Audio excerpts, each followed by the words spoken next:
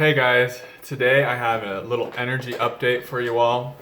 You might notice that people around you, society in general, will have a lot of their unconsciousness and darkness coming up, but that they will be perceiving it in a newer way. They'll be perceiving it with more curiosity. They won't just be they won't just be repeating the same exact pattern the same way as they always have. And you might be around. It could be anyone, coworkers, family, friends, just everyone that you come into contact on a day-to-day basis. You'll start perceiving that they're going to start becoming more aware of their inner darkness. And this doesn't mean that they are not going to project it anymore or that they're going to just perfectly integrate it. But what it does mean is that there are going to be new opportunities for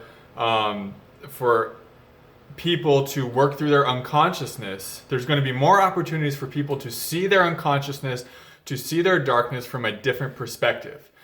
And what choice they make when they see it from this perspective will, of course, is always going to depend on that person and what kind of experience they need to have in this moment. But I just wanted you to know that this is going to be a common theme for 2020, is that not even spiritual people, just literally people in general are going to start becoming more aware of their negativity, and they're not going to be so blind to it and just so unconscious to it that they just act out a pattern that they've acted out their whole life.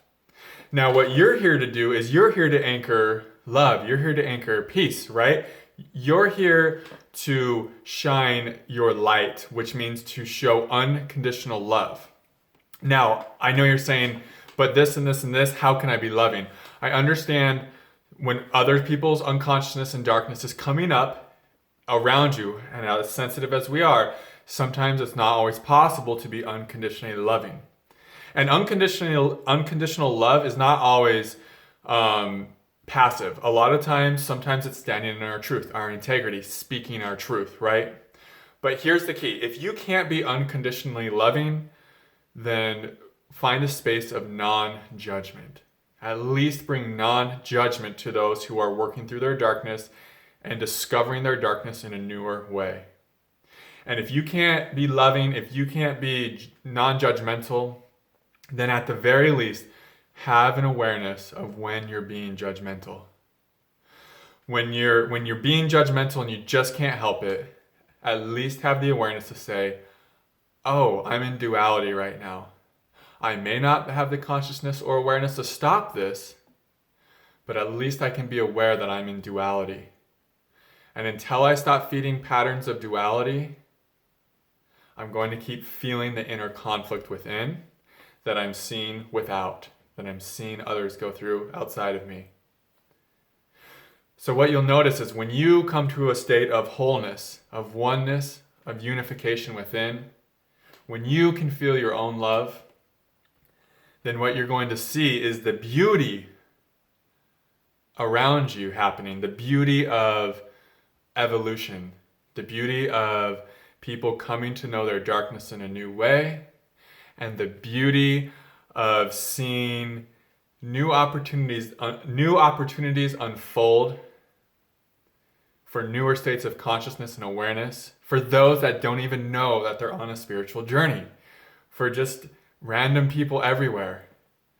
The energies on the planet are becoming such that new opportunities are arising for everybody to become aware of their dualistic nature and then to make a choice, to make the choice to love, to oneness.